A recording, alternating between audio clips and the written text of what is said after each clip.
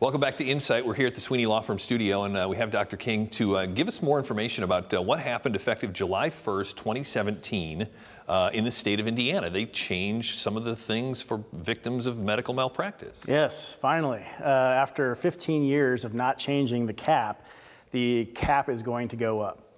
Now, this is effective for cases that accrue past July 1st of 2017.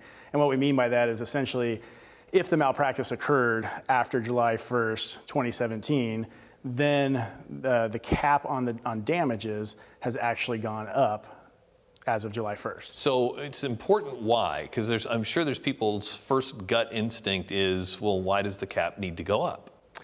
Well, it's become very clear that, well, first of all, there's the cost of living increase, there's inflation, but then it's also become pretty clear. We have some clients that have medical bills that are in the several hundreds of thousands of dollars, even close to $1 million. And if they have medical bills that are that high and the cap limits the amount that they can recover, they might not be able to recover anything for themselves after paying back the insurance liens. See, there's news to me. I would have assumed that part of, if somebody messes up, if you win a victory in medical malpractice and I still have the long list of bills, it should at least cover that, and then some.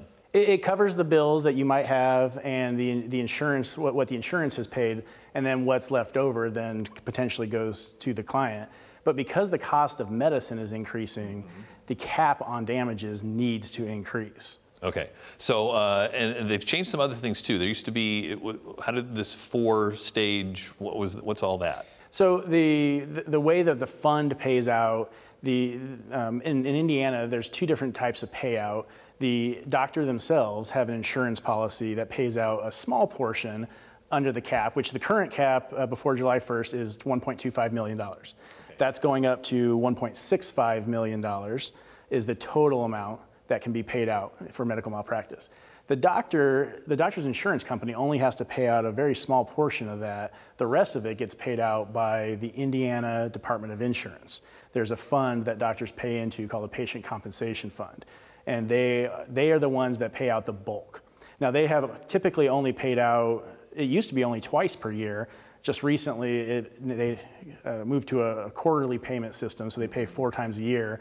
But now, moving forward, after July 1st, they need to pay out within 60 days of a settlement or a judgment. So it was always one payment? Like, it's not like the lottery where I get paid in quarterly payments. I got paid one payment, but just on these certain dates. Correct. And often we would have, our clients would be waiting, even after learning that a settlement has occurred, they could wait another 3 months before they see a penny. But now, under the new law, they have the longest they will have to wait is 60 days. How unusual was Indiana with that lower cap?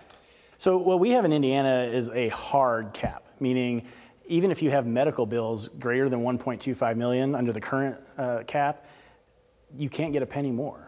Most states actually have a cap on what we call non-pecuniary damages, which are the non-financial damages. In other words, in most states, if you have $2 million in medical bills, you can get $2 million plus a certain amount.